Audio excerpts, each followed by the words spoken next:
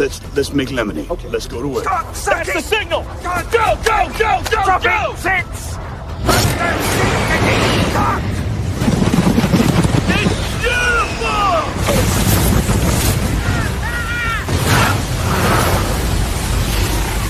Mother Nature just pissed her pants, dude! Start your day with a jolt of energy and no-holds-barred opinions. This is The Rush, where Travis Justice and Ross Peterson bring you bold, unfiltered, and uncensored takes on sports, life, and everything in between. Buckle up and let's go.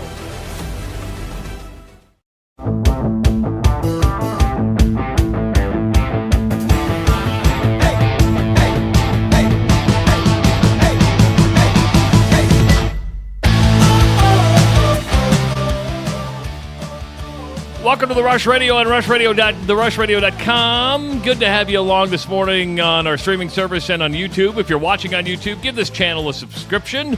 We'd love to have you as part of the Rush family. I'm Travis Justice. He's Ross Peterson, all decked out in Drake Bulldog gear. Look at you just coming to the show with Drake Bulldog gear. I support winners. Is what I do. I'm a winner. I support winners. If you're a winner, send me your gear. I'll wear it. That's a good-looking sweater, though. I like that. Yeah, I like this one. Yeah. Is it a sweater or a sweatshirt? Dude, whatever it's supposed to be, I will call it the other thing no matter what. I always say sweater, and then in my head, I'm like, that's a sweatshirt. And then I'll say sweatshirt when it's very clearly a nice sweater. I don't know, dude. It's a quarter zip. It's a quarter zip. That's a quarter zip. And then what? And then from there, it's my Drake thing. It's my Drake shirt. I'd probably say Drake sweater, but I don't care. They both mean the same thing, right? Yes. It's couch and sofa. Is it comfortable? That's all we really care. And man, I tell you, I really don't have anything in my life that's not comfortable. Clothes-wise, like shoes, clothes. I don't have anything that's just for... Even my suits are pretty comfortable. They drape off you because you don't have any fat on you. See, I felt like I've been looking good. And then you're not the first person here. Like in the chat, I got to get to the chat here. In the chat, somebody the other day was like, damn, Ross needs a cheeseburger. What the hell is taking strays? Actually, I think you people are saying I see, and by the way, The Rush is powered by Willis Automotive. We're going to be talking about Willis Automotive a little bit later on. They've got, if you're an auto technician, they've got some great jobs coming up for you, some great deals on Nissans. We'll be talking about that a little bit later on. It says, Christian says, I see Travis assaulted another homeless guy with his 2x hoodie. Does it look that big on me? Does it? You look like that Congressman, John Fetterman. Yeah, I don't have shorts on. I don't. I look like Fetterman. Oh my God. That was the look at that was the insult. That was the one that's going to change it. I did hit a milestone yesterday. I weighed in. I was 180 pounds yesterday. I haven't been 180 pounds since like 1989. So that was a significant milestone for me because back in March I was 255. And just to get to this milestone is crazy. So yeah, I think, and I've watched it. I remember when you started, like those first couple days where you were like, "Dude, I'm not feeling good because I got to do this diet. I'm not eating as much." I remember that day, and from where you've come from there, man, it's been awesome. I'm super proud of you. So look at me now. I'm complimenting you on the way you look. Yes. Especially for your age, by the way. Especially for your age. And viewers this morning on YouTube are complimenting you because people are already noticing that Ross... Now, if you're listening on the stream, this is like old-time radio. We're describing what's in the room. But say Ross's eyes are dreamy this morning because Ross made an investment. He went yesterday, got himself a new webcam. Is that what it is? Is it the camera? Yeah, you're a lot clearer today. Okay. You are a lot clearer. I went back and looked at our very first video. It was this clear. The very first video, I did something to the camera on the computer because I was using that camera and it was great the first couple times, and then I screwed something up. And the reason that my eyes are so dreamy today is not. This is a trick. It's yeah. this. Taking the blue from the stripe on your quarter zip, because we have to be descriptive for those who aren't watching. Yeah. And it's like reflecting up into your eyes, and they are just popping. My eyes aren't really this blue. My eyes are like chameleons. They just kind of do whatever this is doing. So if that was green on there, would your eyes be green? I can prove that to you. In fact, maybe I'll wear. Well, I wore green yesterday. Didn't I wear? I think anyway. Yeah, but your camera was so fuzzy that nobody could see your face. Tell. We couldn't even tell you're wearing green. Yeah, no. I mean, we were like. I mean, it's just weird to see Ross clear and in focus this morning. It's so nice. Clear you can see the Hawkeye hammer. Oh my God, you can see the Hawkeye friendship hammer. Yes. Yeah, that was an award. That is an award. What was the Hawkeye? It's a traveling award of my for group what? of friends. The guy that's been the best friend for the year, the guy that's gone, it's broke his mold the most, I guess. I'm not sure exactly. I'm not the person that determines who gets it, but this year I got it. Look at that. Loud and proud, baby. We're going to get you a shirt. We'll get Mike Draper down at Ray Gun to make you a shirt that says, and it says Ross in 4K. Because now you're like, if people are watching us on their home televisions, we're not in 4K. I'm wearing a Draper shirt right now. Look at that. I can't read it. Yeah, it's a Carl Sandburg quote. It's a major award, as Jay points out. It's a major award. Yeah. Drake got a major award. You're wearing the Drake Bulldog quarter zip today because the Drake Bulldogs got a win last night over Northern Iowa, 66-62. Bennett Sturts with 20 points, 3 steals, 7th win in a row for the Bulldogs, who... It was close enough to want to watch, but not close enough to think Drake was in trouble. Would you agree with that? Very good way to put that, Trav. You and I made that run towards the end of the first half. A couple minutes left in that first half. They kind of closed the gap. I mean, did they get it? I've got it up. They were still down 12 at the break. Yeah, they were still down 12 at the break. But a few minutes before that, 3:46 to play, they had it back down. Man, it seemed like it was closer than that. There we go. I found it. 4:11 to play. UNI scores to make it a 4-point game with 4 minutes to play in the first quarter. Even at that moment, it was like, oh, we're going to get a good game. Drake's the better basketball team here. Drake is. They play really well on both ends. They get back. They suck the shot clock out. Get good shots. They're a good basketball team. I mean, breaking news: a 2-loss basketball team in going into February is playing good ball. They've won 7 in a row. The huge part about last night's win, you beat Northern Iowa, which is a huge accomplishment because you've got plenty of UNI fans at the game. They had the largest crowd at the Knapp Center that they've had all season long. And you get the win, but Bradley loses at home last night to UIC, so that moves Drake back into first place in the Missouri Valley Conference. They've beaten Bradley at Bradley, so they have the tie break, and now with 9 games to go, 5 of those on the road, 4 at home, but the ones you have at home, you have UIC at home, You have Bradley at home, and so you've got those top teams. The hardest one might be going to Northern Iowa later on in February. You do got to go to Murray State, but Murray State, who beat you earlier at home, hasn't been playing really well since that win against Drake. They've got 5 or 6 losses in the league now. Yeah, they've slid down to the middle of the MVC. I do think that's still a tough game. I mean, again, they already got you at home. They play a tough style to match up with. It seems like for this Drake team, so. That game, I think, is probably up there, but you're right, Trav. Playing at UNI, Bradley coming to town. Going to be a fun one. Yes. UIC, who you said Indiana State? Did you throw them in there? That's Indiana State's hadn't been UIC great. is, they beat Bradley at Bradley, destroyed Bradley at Bradley last night, and of course beat Drake early in the season in Chicago.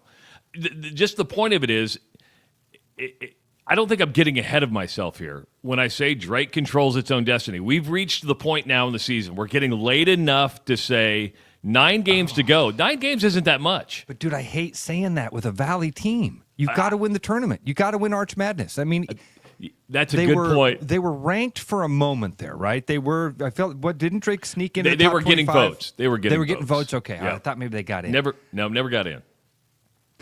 Yeah, Man, you know what, their Ross? net's just not going to be good enough.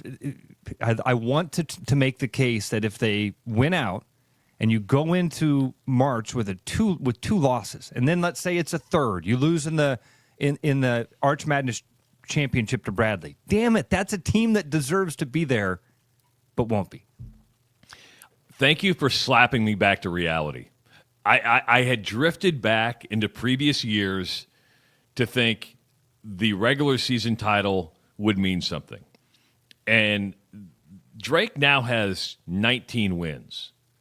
You know, if it were to win out, that'd be in the regular season, that would give them, my public school math, 28, right? With nine more games to go.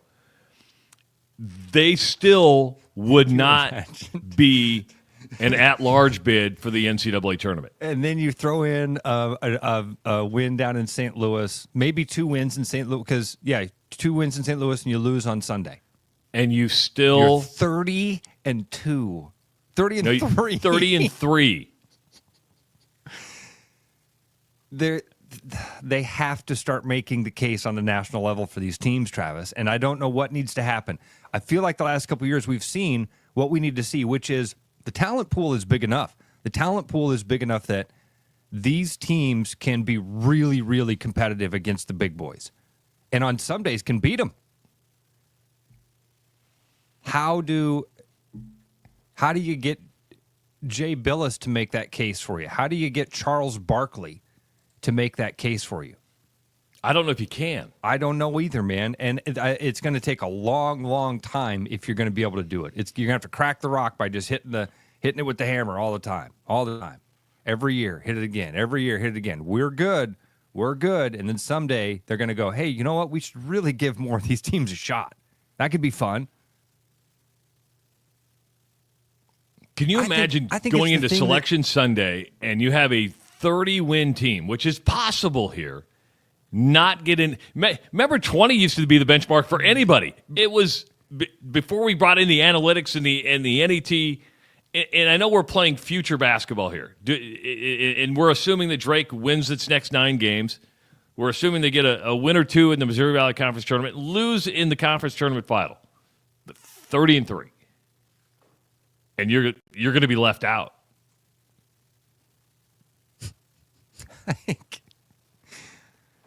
Because controlling your own because essentially every team in the Missouri Valley Conference controls their own destiny. Right. All you have to do is get to St. Louis, win the damn thing, you're in. So, I mean, it doesn't make the regular season pointless or useless or anything like that, but it can make you feel that way when you realize this. God, I thought this was going to be like an upper conversation about Drake, but I did too. I really did too until you said that, and I was like, well, not really, because every team is in the same boat. It's just you're fighting for rowing position. I'm going to have to follow some bracketology. I haven't been on the bracketology since like Sunday. They probably just have slotted Drake at that automatic bid in the Missouri Valley Conference. I'm sure they don't have Bradley as a bubble team. So that'd be one to follow, but yeah. Do you have one bracketology thing that you like to follow more than others? This is a brand thing, right? Because he's been around forever, I tend to go to Lenardi at ESPN.com. I think Jerry Palm does a pretty good job, but I'm just picking the 2 guys that I know the most. So Jerry Palm, CBSSports.com. You go to Joe Lenardi at ESPN.com. There's so many bracketologies out there. I know there's one. Somebody pointed one out to me last year that like takes a sample of like all them and does like analytics on it. Bracket Matrix. That's what it is. Was that? I want to give that credit to Coach Hersom for turning us on to the Bracket Matrix. Was a really cool one.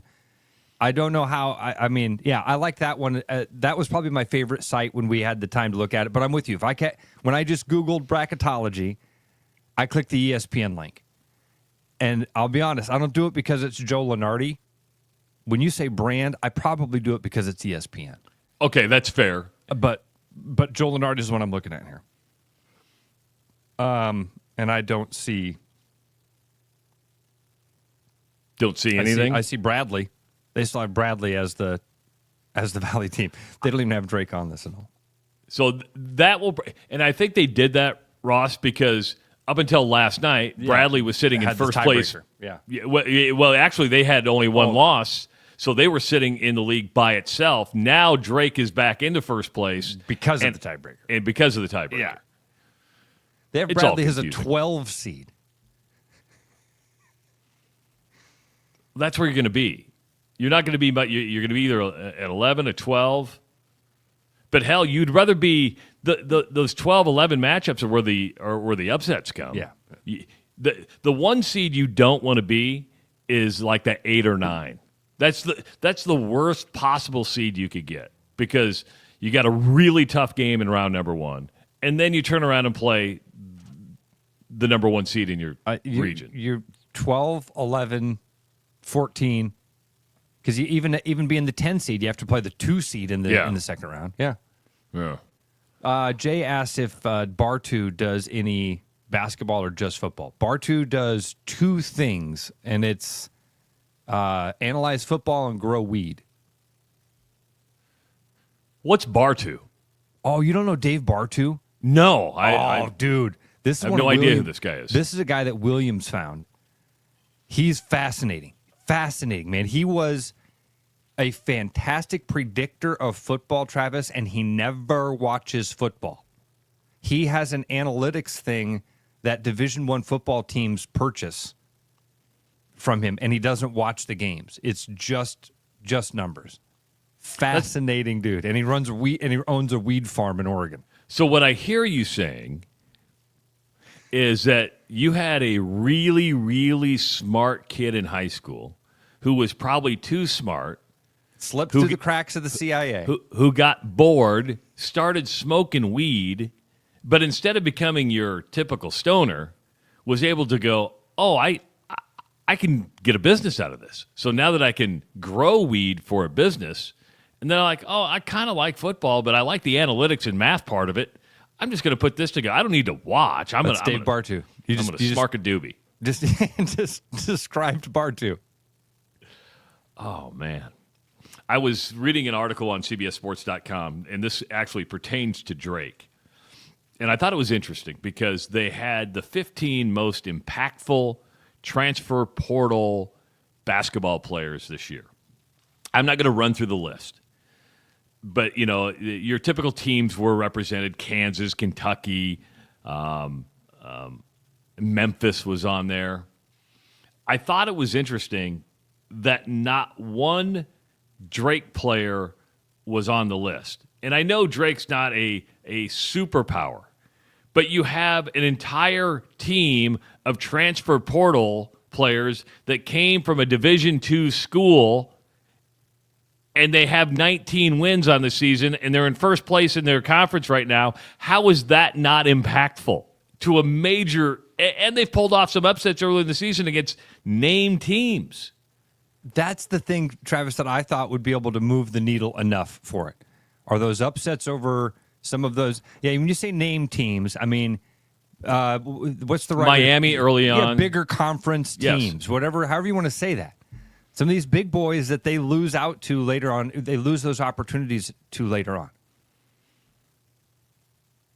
I mean, an entire Division II team is winning in the Missouri Valley Conference.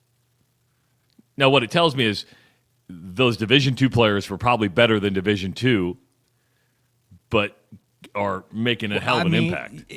Yeah. It says a lot. There's a lot of things you can take from it, Travis. I think the one thing to take away for sure is that a team can mean more than the sum of its parts. That we've used that saying quite a bit, it seems like, in this first week, where this team knows how to play with each other, and that there's a value in that. And quite frankly, it's something that with the transfer portal and it is a dying form of college basketball. where you've got guys that are going to play together for multiple years, and in this case, over the course of a few different schools, that's kind of an interesting thing. Did you at all, Travis, follow this story with Wisconsin and Miami? Are you following this? Oh, yes. Oh, Okay. yeah. I mean, I think, well, on the old show, I think we actually talked about it because this was going down. So, like, on that last week I was on the old show, this was actually a conversation about the kid that never entered the transfer portal, but he withdrew from class at Wisconsin, and he said, I'm enrolling at Miami. And there's nothing you can do about it. Did you see his attorney's response? Did you see his attorney? No, I have you didn't. followed this at all? This might be like a pivotal moment in this entire conversation. This situation with this Miami and Wisconsin thing, because the player's attorney is basically said, hey, the transfer portal is not real. It is a figment of your imagination. A kid can unenroll from a school whenever he wants and enroll in another school whenever he wants. The NCAA has created this thing out of thin air. It does not exist. You can transfer whenever you want. Now, I've been a big proponent of the athletes' rights and the students getting to decide what they want to do and having freedom of choice of that stuff. I'm a big fan of that. Holy cow. If we are to that point of just like on Saturday, Cooper DeJean's playing for the Hawkeyes, and on Sunday, the Mayflower truck is pulling out of town because he's headed to Columbus. Well, I think where it's changed is, and it's always been this way, but you had rules in place to where if you transferred, you had to sit out a season, right? So you could always say, hey, I'm going to disenroll and I'm going to go. But the NCAA said, well, that's technically a transfer, you have to sit out a season. Yeah. What you're saying now is you don't really need the portal because you can go play. The rules state that you can go to another school and play right away. Yep. So you're right. The portal doesn't really exist. It's like, don't pay attention to the man behind the curtain over there. Trav, it took me reading that. It was one of those moments for me where I read it and went, I think he's right. I think he's right. Yeah. But This is all. it's because of the change of you can play right away. Right? Under the old rules, dude, where transfers, and how long, Ross, until a lawsuit becomes available, and it may already exist, at the high school level, where you have to sit out those, mandatory 90 days if you transfer from, a school to a school? What if you come back and say, hey, I've disenrolled, I've open enrolled, I should be able to play right away? And shouldn't they? I don't have a problem with it. I don't either. You know what? This idea I don't think sounds as crazy as it did 5 years ago when I first started saying it on the air. Schools should disassociate from sports. Schools should disassociate from sports. Well, look at Des Moines Public Schools, right? They're going to consolidate a whole bunch of sports. The sad thing is, especially in small towns, sports are the glue of that community. Trav, even on the east side of Des Moines, dude, wearing that E on your chest means something. Meant something. People in the Roosevelt area where I live, those kids want to represent, they call it Velt. They want to represent Roosevelt. Kids at North and Hoover, you want to represent your school when you do that, but it's not feasible. It's not possible in Des Moines right now. You can field a team. If you're lucky, you can get enough kids out to field a team. You're not going to be competitive only against the other Des Moines schools who are also struggling to field a team. Now, I'm not. This is not a knock on all of those Des Moines sports. That's not the case. This is definitely a generalization, and looking at what's happening about this consolidation of the sports. Anyway, yeah, I mean, I think eventually that does happen because there is the topic came up a little bit the other day about youth sports and how much money people are spending. I don't ever want it to go away because there are disadvantaged kids who don't get the luxury of playing in U-Trip, who don't get the luxury of playing in AAU, and they're exposed to sports through their school, and there is something about being part of a team. There's so much there. That's why I never want it to go away. Trav, I'm seeing it firsthand. Okay, I'm watching it firsthand with Eli's wrestling team, which at Roosevelt High School, one of the largest attended high schools in the state of Iowa, the state that loves wrestling more than any else, they have about 10, 12 kids on the wrestling team. Hold on. A 4A or 5A school in the middle of Des Moines, one of the largest schools in the state, has 10 kids out for wrestling? Hoover and North, Travis, for about I'm going to guess maybe even the last decade, better part of a decade, have been a combined school because they were having that same problem. So they combined to make one wrestling team, and now doing everything they can over there. Coach is a great guy. It's a legacy coach. His dad had been a legendary coach there. Building it slowly again, but man, it's the reason I brought it up. Like you talk about the team and the benefits that come from being in a sport.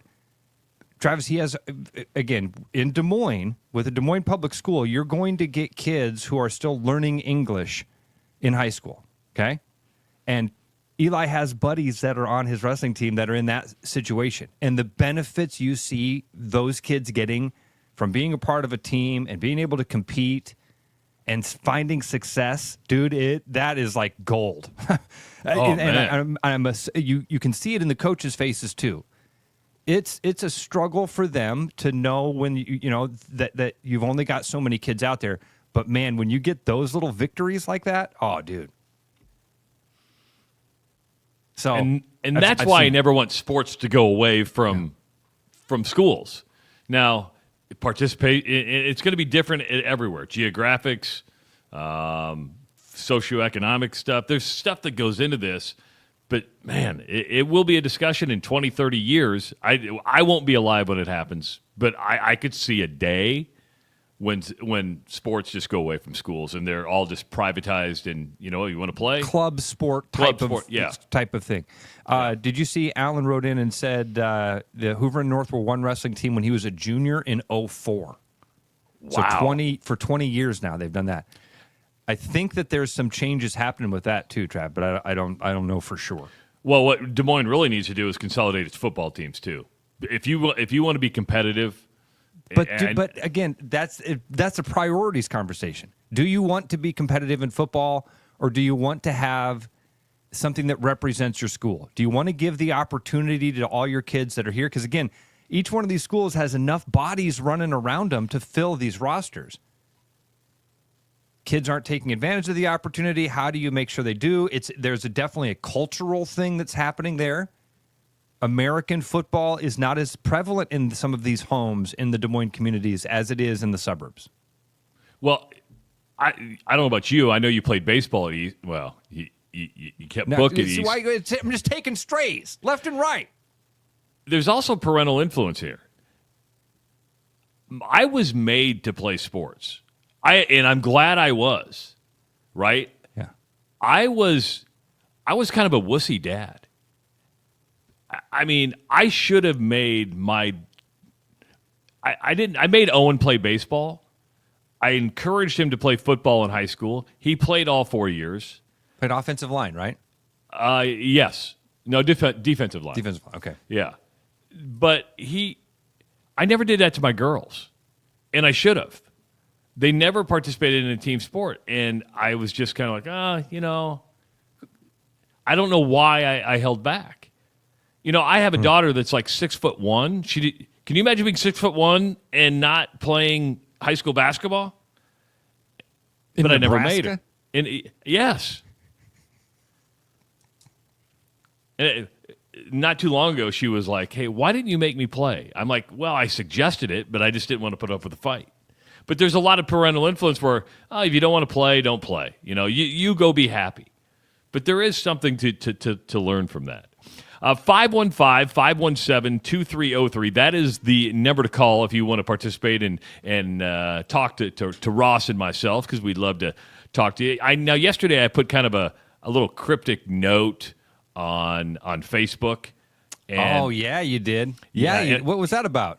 Well, I tell you what, when we come back, I'm going to tell you exactly what it was about, okay? It's very, very simple that way. Speaking of following us on social media, make sure to subscribe to our YouTube channel, and you can also follow us on X. Just use the at signal and Rush Mornings, and like our Facebook page. Good to have you along this morning. It is The Rush on therushradio.com.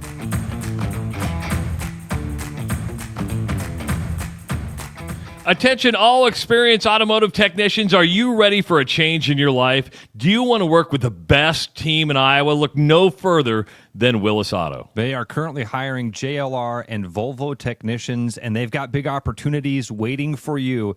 Here's just some of the stuff they're offering. A $5,000 sign-on bonus for experienced technicians, relocation assistance to help you get there, a deferred compensation bonus, and benefits that are second to none.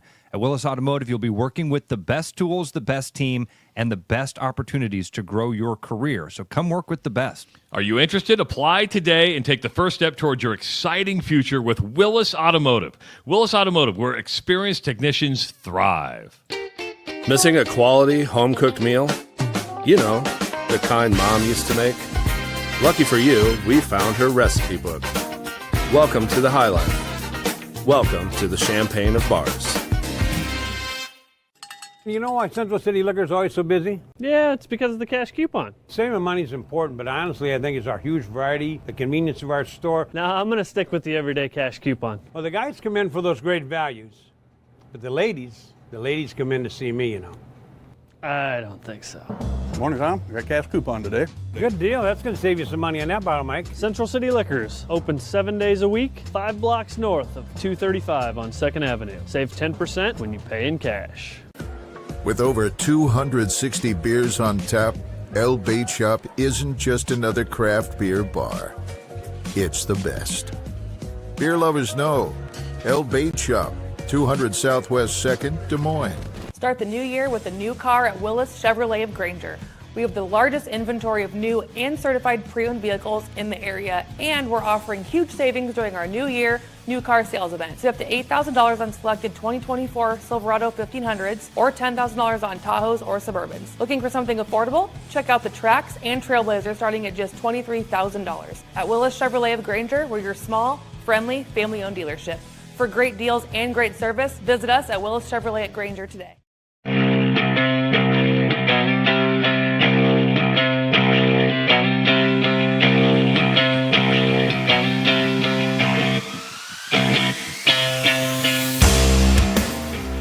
Welcome back to the Rush Radio at therushradio.com, live on YouTube, also on X this morning. I'm Travis Justice. He's Ross Peterson. We're here till 8 o'clock today.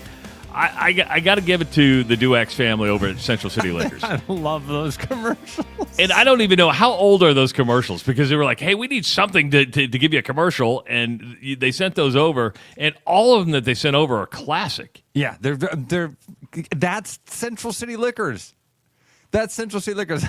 Last night, I went over to Jerry's. I'm hanging out with my buddies. We're watching the games and BSing. And my best friend Scott's like, dude, those Central City Liquor commercials are classic. I said, yeah. He goes, man, did I ever tell you about the first time I went in there? I love these stories. He's like, I went in there and the place is packed full of people. He's like, and this dude is walking around with like a little kid. Like he's like 8, 9 years old. He's like, and Dana, Dana's the lady that works behind the counter for the most part, right? Dana's classic. Dana's ready for your bullshit, okay? She's ready for it. And apparently they like knows this family, right? And they come in and she's like, "Oh, hey, Billy. How you doing, Billy?" And this little boy goes, "These nuts."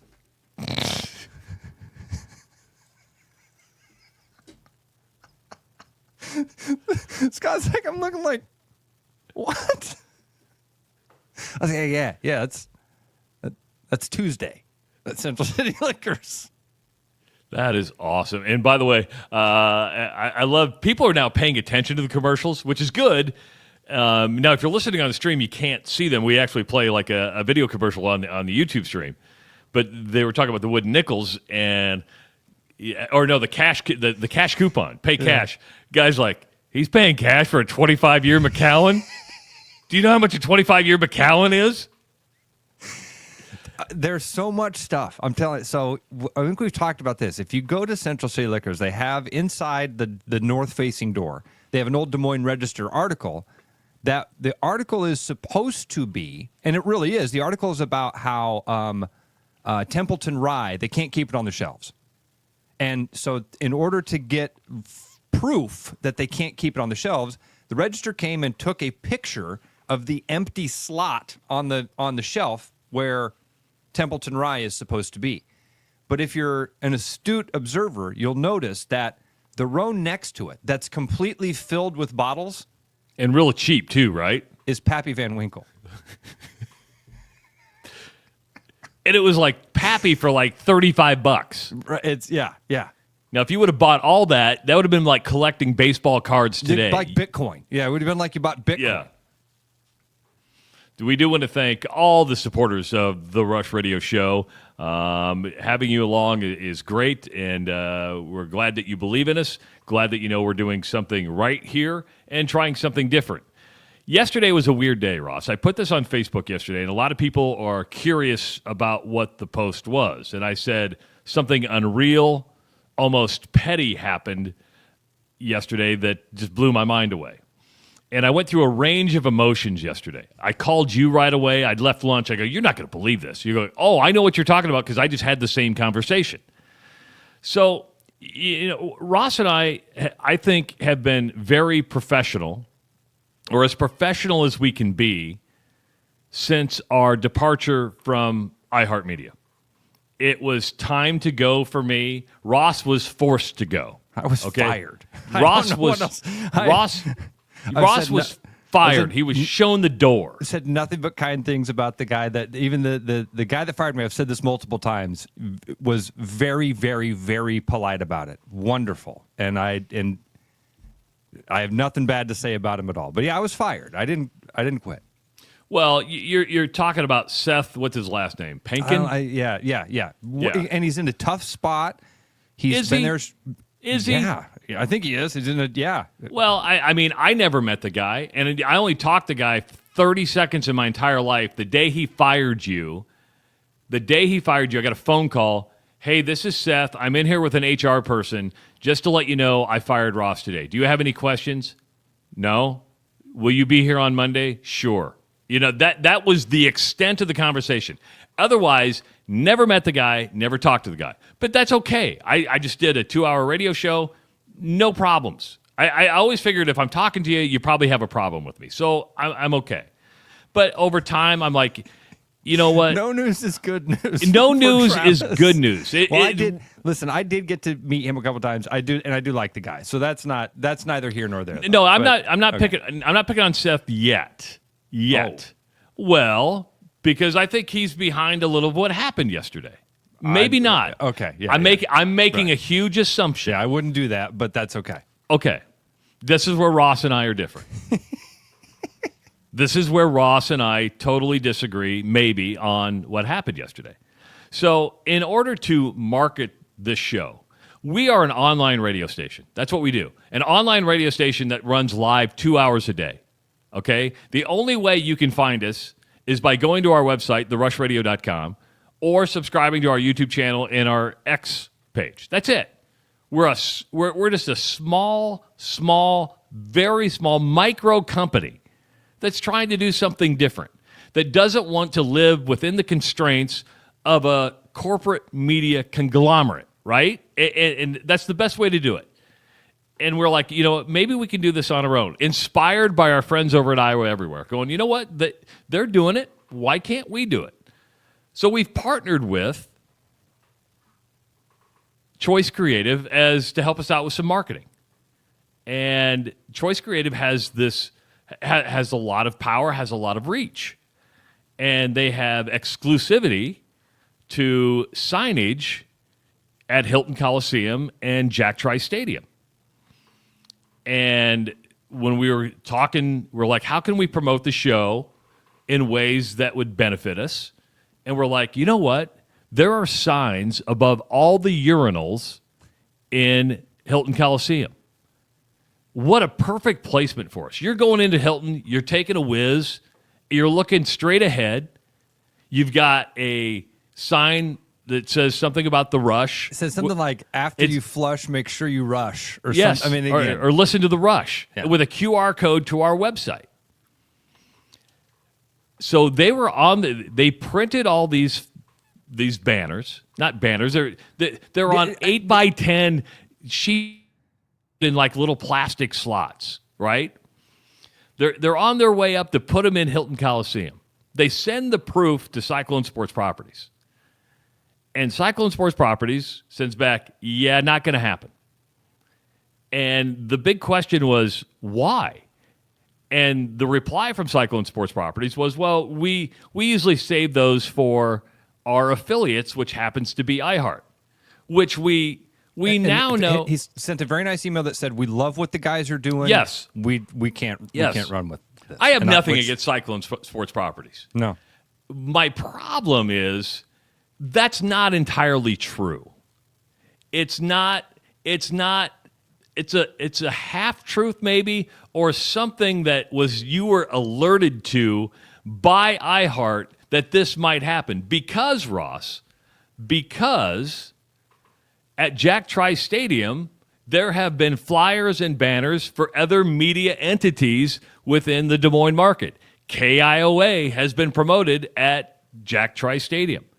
Other radio stations have been promoted within Iowa State facilities on these banners, and nothing was ever said. I think that we just add the iHeart, tell people you can download the Rush at iHeartMedia, and we put the iHeart logo on there and solve all the problems.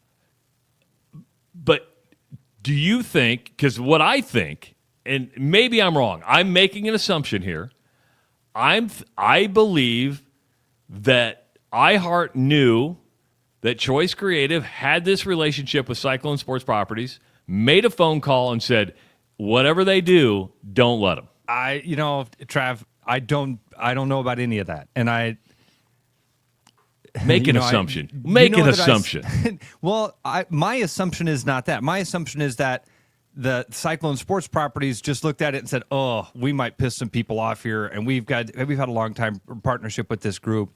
Let's not play in this pool yet." Which I completely understand that decision right now to say this might upset some people, and I don't think. I kind of subscribe to the old. We've talked about the Sony iPhone thing, right? Or Samsung iPhone. The folks at Samsung sit around all day and wonder why iPhone is kicking their ass. And the folks at iPhone never think about Samsung. And I would rather be iPhone. I'd rather not think about what's happening. Focus on my lane, what I need to do, go forward, do my thing. I also realize that being a part of a big corporation, man, you move at a glacier's pace. You are hamstrung by a lot of things. So I don't know. I don't know if any of that stuff actually happened. I know that it was a fun idea, and I hope someday we're able to show these to people and go, "Hey, cool! Look at what we were going to have up in the world. We're doing our best for Willis and all of our other sponsors to get this thing out to as many people as we possibly can." And that's really what we're trying to do. What I want you to do is email me, travis@therushladio.com, and I will send you the PDF flyer if you want to post this anywhere. If you want to post this flyer, I will send it to you personally. Now, it may take me a day or two, But I will send you a PDF. You can print this out, and you can put it anywhere. Anywhere you want. If you want to take it to Carver Hawkeye, put it there. If you want to put it on, at other businesses in their bathrooms, put it there. If you want to take it to Hilton and see if it gets up there, put it there. I don't care. I will send you a PDF. You can print it out and put it wherever you want. We need you, the listeners of this show, to guerrilla market for us. All right? This is a guerrilla marketing campaign because we're being told no, but I can't stop you from putting it somewhere. So if you want the flyer, I will send it to you in a PDF form. That's simple. We need an army. Now, I will say this. I want to thank Cyclone Sports Properties. I want to thank iHeartRadio for saying no, because you validated this show in more ways than you could ever understand. This was my exact response when I got the phone call. I said, "Oh, thank you," because you said you guys don't know my dude. I didn't know you were going to do that. I didn't know you were going to do what you just did. But I didn't until 30 seconds ago. I had no idea until 30 seconds ago that I was going to do that. But I'm like, I have a PDF copy. I can distribute this. I'm going to post what we were going to put at Hilton Coliseum on social media after the show. Rostradamus. I called it. I said yesterday. I said, you guys don't know my dude. You guys don't know him. He's going to do more. He's going to do more with no than we could have possibly done with yes. Already people saying email sent. Thank you. Your PDF is coming. Melanie Probably says later tonight or tomorrow. But it is coming.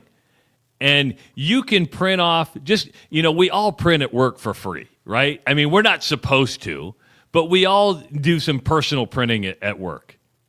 Just go in, run some copies.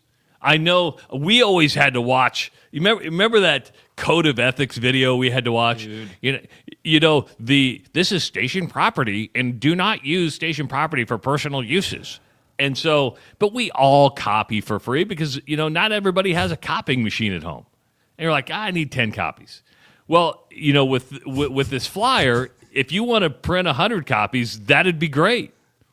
Put them on cars out in parking lots. Just guerrilla it. But iHeart, because of this, and even Cyclone Sports Properties, has given me an ego boost by saying, oh, you're taking an online radio show and you want nothing to do with it, but you're really you're $5 billion in debt. You're the largest media company in the world. We had what I think was a fairly amicable and professional break from each other, but because we want to market ourselves just a tiny little bit to an audience in a funny way. And by the way, Ross, I'm going to ask you this. You were at iHeart for, 21 years? I was there 14 and a half years. This promotion that we were going to do, how many times was our show promoted over there in this way? Zero. How many register articles were written about the when we made changes that said our name? And by the way, that stuff, that doesn't just happen. Travis, again, never. I mean, in any way. So you're giving us way more credit than we deserve, and we thank you for that. We really, really do. You've always said this. What a great community of listeners. Kirk says, hey, what was the name of that hotel bathroom downtown, Travis? I'll take one down there. You can do that. We could get you say, Travis pissed his pants right here. Because I did. JB says, after you bust, listen to The Rush. That's a Pornhub commercial. We could have one that says, "Congratulations, you're standing where Travis Justice once pissed his pants." Travis can be standing on the poster like this. Again, Cyclone Sports Properties and Choice Creative have a great relationship. There's a lot of business that's done there. Right now, this is a nonprofit thing we're doing. Right? Ross and I aren't making money right now. I promise you that. We just wanted to promote ourselves a little bit. And the fact that somebody would make a phone call or notice that. And again, I'm making an assumption. I'm making an assumption. This is all on me. I'm not trying to place this on you. Yes. This is the difference between Travis and I. That old line, don't attribute to malice what can first be attributed to ignorance, right? And I think that and not that this is ignorant, but I don't know that this is necessarily malicious. So I would say this, Ross. I think the thing that upset me the most is that other media entities have taken advantage of this type of signage and this type of marketing. Right, and we're just trying to do that same sort of thing. 100%. And so that's what got me going a little bit. And I was just like, just a range of emotions yesterday. I was like bipolar yesterday. I was mad, and then I'm like, oh, this is cool. They care about us that much. But then I came back to, it's pretty cool. So then I thought, well, we can share this. Our army. Our army. I like that. Another thing that I'm seeing today again, which I noticed on our chat the other day. Man, we have a lot of ladies listening to our shows. Yes. We have a lot of women that listen. Thank you so much for enjoying this. And so now we got to think of even more creative ideas to get the word out. And that's all we're trying to do is say, hey, and note to Cyclone Sports Properties, you don't need affiliates anymore. You don't. No, I know a lot of you are watching on YouTube right now. You could easily start Cyclone Radio. I know you have cyclones.tv. You could easily, and Ross and I are doing it. Ross has seen everything that we're doing. You can run your own 24/7 radio station, have it free for everybody. You don't need affiliates anymore. Now, you probably like the affiliates because they're paying you money to be your affiliate. But you don't need them. A lot of other reasons there, yeah. You don't need them. And that's just my opinion. So, and social media works, but social media only works so far. We had a guy just write in and say, the only reason I found you was because you kept control of the X account. That could be why. Listen, the reason I kept control of the X account is because, and Ross knows this, Murph and Andy kept control of their X account. I started the X account. They wanted us to do everything from from the old station X account. I'm like, well, okay. But the show has its own community, and we'd built our own community. I'm like, well, screw it. I'm just going to start my own X account for the show. They never asked for control of it. They never came back and said, hey, I'm like, well, I started it. It's under my name. Why wouldn't I keep it? So I kept it. That's what we did. And you can follow us on X at The Rush Mornings. And you can be part of the Rush Army. And again, you can send me an email, travis@therushladio.com. I will send you a PDF of the flyer. And you do with it what you want. If you want to place it in some place, and you know what? If you want to send in pictures where you place it on our X account, that'd be awesome. Tape it up, take a picture, and I'll retweet the damn thing. I will retweet the whole thing.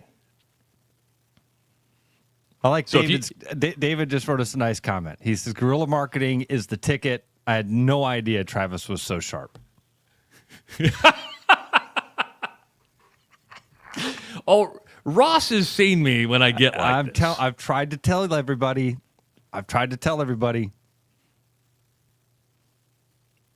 Now, some people are asking about your cryptic tweet right before. Do we want to? You want to get into that now too? I mean, listen, we can, but I don't want this to be a petty party by any stretch. Oh, this is the petty segment. So okay. This is the petty segment. Yeah, okay, so we can do this. When I got let go on a Monday, I was fired with a guy named Greg Chance, who a lot of people know that name, and totally made sense. Greg and I had both been there for 20 plus years. Greg and I had kind of moved up that ladder, and we knew our heads were above the chopping block for a long time. And that axe was swinging. Our whole careers, that axe was swinging. So when we got fired that Monday, that made sense. And Greg and I talked to each other, and it was like, well, our heads were up here, chopping block was here. We're done. That Friday, when they fired Justin, and they fired another girl with Justin by the name of Margaret, who was basically the WHO version of Justin. She was young, just started, kicking butt, doing a bunch of jobs, making no money. That one didn't make sense to me, okay? And then when I found out like what the plan was going forward, that hurt because then I started doing some of the math on when those conversations would have started. And to know that the people that I had helped out the most, the people that I had thought were really good friends and would be there for me, were people that I found out were, negotiating for my job as a single dad a month before Christmas. I know that people did what they had to do. I get it. I don't have to like it. I don't have to like it. So that's how we got to where we were. Reverse engineering the math of, oh, wait a minute. They wouldn't have done this until they knew this. They wouldn't have made this move until they had this piece on the chessboard. Darn, I got outmaneuvered. And I don't have to like it. So that's what that tweet was. It was to know that the people that I'd worked with for that long and helped out in so many ways that hurt. And it should have hurt, right? I mean, a dedication over 20 years to a place, and then you're blindsided. This Rush Army thing's taken on. Here's the deal. If I send you a flyer and you hang it up, you get an automatic commission to officerhood. So we're going to automatically make you a 4-star general. No, you'll have to work up to 4-star general. Okay. But I do believe I do believe there's opportunities here, and people are asking for the PDF. You're going to get the PDF. Again, you're going to have to give me probably till tonight or tomorrow to get this out to you. I promise you're going to get it. And become a member of the Rush Army. Guerrilla market for us. A lot of people wanting merch, and so we're going to have to start getting maybe a merch store going, and then we'll start with a flyer because that's the cheapest thing we have. We don't have a budget, really, per se. And we're doing local partners this whole way. We're probably going to team up with Ray Gun to make T-shirts for us. So Tony, and on cue, Tony wrote in, has to be a Ray Gun shirt for this. Yeah. So I'm looking forward to it. We have been 100% validated by not being allowed to be in Hilton Coliseum, which is okay. I'm okay with it. And it now's the time just to put the boots on the ground and just start promoting. Now, Mike says, go like hell. Mike says, I blindsided Sean. I did. And Sean and I were texting last night. I blindsided him. There was a reason I had to do that. I didn't like doing it that way, but the truth is, if they knew what I was going to move on to, I wouldn't have got to say goodbye to you. Ross never got to say goodbye. I wanted to make sure I got to go out on my own terms. I didn't like doing it to Sean. I didn't. But that's the way it went down. And Sean's in a better place. He's got his own show now. Congratulations to him. I mean, he's doing fine. Did you see Frosty's comment? No. Frosty Mitchell, not Frosty Mitchell. He says, stay away from the word army. Bubba the Love Sponge had his Bubba Army. He says, I don't know if you want to be associated with something like that. Well, that's an interesting story. Let's be honest. It's not like ideas are original anymore. You just kind of take somebody else's and repurpose it. So, 515-517-2303. That is the number to call if you want to participate in the show today. It is a show where we're going to have Beer with Bruno coming on a little bit later on. So Bruno's excited. We didn't test the software, so he may have a Justin moment. I don't know. I don't know. Many of you have heard Bruno. You may have never seen Bruno. And if you're listening on the stream, you'll just hear him again. It'll be like old times. If you've been around Des Moines, you've seen Bruno. And you've probably thought to yourself, I think that guy's Bruno. When you see Bruno, don't you look at Bruno and go, I think his name's Bruno. Yeah, you do. You very much do. We got an hour in the books. We got an hour to go. It's good to have you along on therushladio.com. Hey, you didn't want to do a live one here, did you? Yeah. Oh, okay. Stick around then. I don't want you to leave.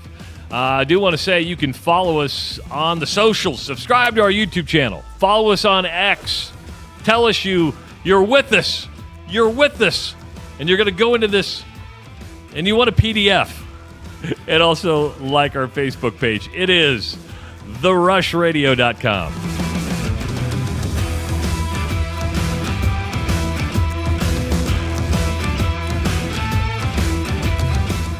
What's hot at Willis Auto right now? 3 all-new 2025 Nissan models that you've got to check out. Meet the 2025 Nissan Armada, the full-size SUV that's perfect for your family adventures with plenty of space, comfort, and power to get you there in style.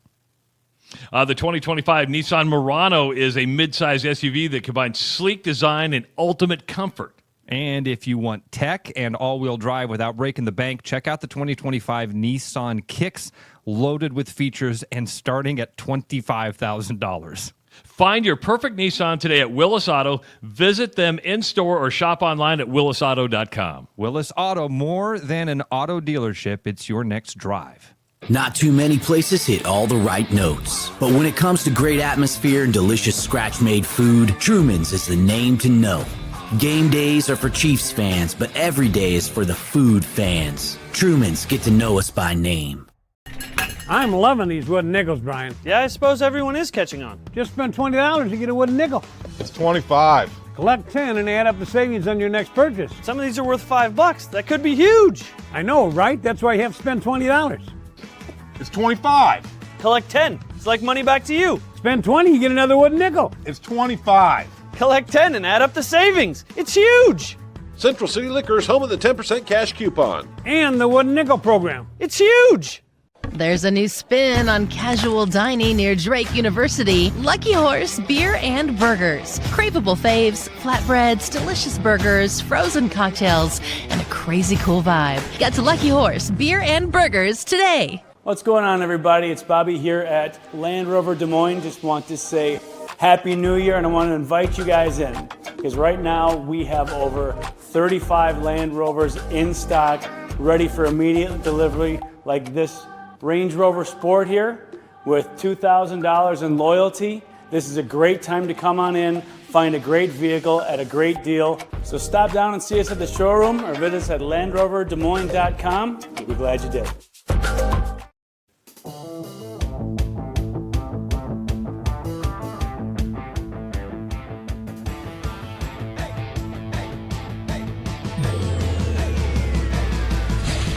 You're listening to The Rush. Oh, yeah. 2 guys, 2 cities, and absolutely no filter. Willis Auto keeps the wheels turning, even if we can't.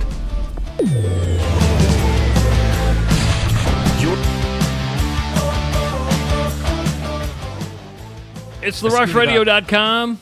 I screwed up? I screwed it up. How'd you screw it up? You didn't even notice, did you? No. Willis Auto, more than an auto dealership, it's your next great drive. Oh. I just said it's your next drive. Oh, next great drive. Yeah. Yeah, it's not just your next drive. Anybody can do that. Willis Auto's your next great drive.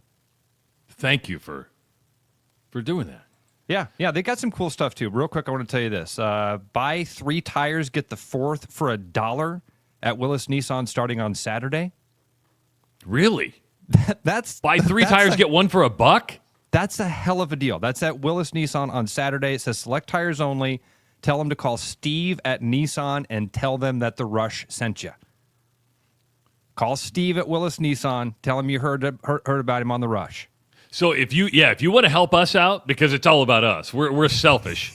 That's a good way to do it. Drive to every business and post our flyer for us, and then go to all of our sponsors and tell them how wonderful they are for helping us out. Yeah, when you go into Central City Liquors to buy your 25-year Macallan, say, hey, I'm paying with cash because the Rush told me to. When you when you go to Willis Auto this weekend to get 3 tires and your 4th one for $1, go, hey, you know what? I heard about this from Travis and Ross on the Rush. That's at Willis Nissan on Saturday. But call Steve at Willis Nissan. Tell him that you heard about him on the Rush. Speaking of the Rush, make sure to visit our website, therushradio.com. If you want a PDF of the flyer we were going to put around and you want to distribute yourself, email me, Travis at therushradio.com. And this is an interactive show. We do take your phone calls, 515-517-2303. That's 515-517-2303. Bruno's going to be joining us right around 7:30. He's from the Full Court Press Establishments. Of course, you hear the commercials from High Life Lounge and El Bait Shop. A lot of stuff coming up. I know your favorite event of the year is just right around the corner, that Barrel Age Brunch. Not this Saturday, next Saturday is the Barrel Age Brunch. Yeah, my favorite event because the beers that you get there are beers that you can't get any other time of the year. They hold back beers especially for this event. So, man, it is like an exclusive beer club. You have to be a stout fan. I'm not going to sugarcoat this in any way. Okay. Like, it's heavy, heavy, heavy beers. But on top of these amazing beers, you also get a fantastic meal delivered to you. And, yeah, man, it's weird, Travis. That day, El Bait Shop feels like a different bar. It's strange to me. It feels much more like a restaurant than a bar. Like fine dining? In a way, man, because you are getting an experience with it. It is not, it's not just drinking the beer. It's not just the food. Again, that thing of the sum greater than its parts because, however that saying goes. I've said it many times and I always screw it up because I'm kind of an idiot. No, you're not. You're the smartest guy I know. Oh, jeez. You need smarter friends. You know Rob Zadiska, dude. I do know Rob Zadiska. See, that's where my brilliance is. I'm not calling myself brilliant. What I'm saying, my brilliance is I just hang around people that are 10 times smarter than me. Ross is 10 times smarter than me. Dr. Rob Zadiska is 100 times smarter than me. Now, keep in mind, he got a near perfect score on the Wonderlic getting into the National Football League. He is the Campbell Award winner, which is the academic Heisman. Oh, and he's a doctor. And he's an anesthesiologist. I remember the time a guy called into Travis and Rob's show, and the guy was like, "Hey, I'm in my 3rd year of medical school." And Rob was like, "Oh, how's it going?" He's like, "Man, I'm really struggling with molecular biology." Do you remember this, Trav? Yes. And Dr. Rob is like, "Oh, man, that's the easy stuff." Yeah, he's that smart. And if somebody could do me a favor, just because I want to know if I screwed up, this is still week number 1. If somebody could call the show at 515-517-2303, I just want to see if the phone line's up. I just want to make sure it's working. I know we're going to because the chat is going, and I think that the chat is probably where people are interacting with us. Yes, the most, which is very, very cool to see. Interesting times in the NBA.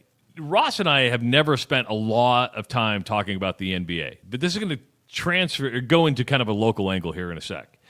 Adam Silver was on the Dan Patrick Show yesterday, and of course, NBA TV ratings are down, right? People are not watching the NBA like they used to. which is weird because at one time it was the NFL and it was the NBA, and the NBA was doing everything right. The three-point shot has kind of ruined the NBA. Everybody's just firing three-pointers. Fans aren't engaged. Adam Silver brought up the idea of going from 12-minute quarters to 10-minute quarters. And the reason being, you shorten the time frame of a game. The average NBA game right now is 2 hours and 16 minutes. Most college games are straight out 2 hours, right? And so you're shortening the game. And the 2 hour 15, 2 hour 16-minute window has been pretty consistent for the NBA over the years. But I think you're trying to do more to get fans interested. And shortening the games would be, and he's also saying as they continue to go global or go international, that the NBA is the only basketball that plays 12-minute quarters. In international basketball, they play 10-minute quarters. Are you one way or another on this? Dude, I'm not one way or the other on this. Can we let's talk about the premise here, and that is the viewership of NBA. I don't think it's the length of the game that is the problem. It's the game? It's the game, dude. It is this three-point contest that we watch. We have a guy that is, we always talk about these transformative talents, these guys that transcend the sport.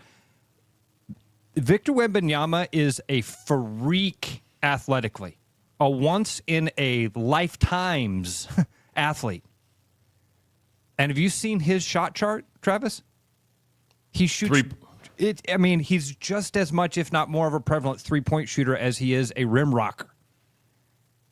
He's 9'3", and he shoots three-pointers. Now, he's got the skill set to do it. He can handle the ball. That's the problem with basketball. It's not the length of the game. It's not the 12-minute quarters. I agree with some of his things here. I do. I think there should be more uniformity to the game. I wish that college basketball would go to the quarters system. The only time you play basketball and don't play four quarters is if you are a men's college basketball player. That's dumb. Yes.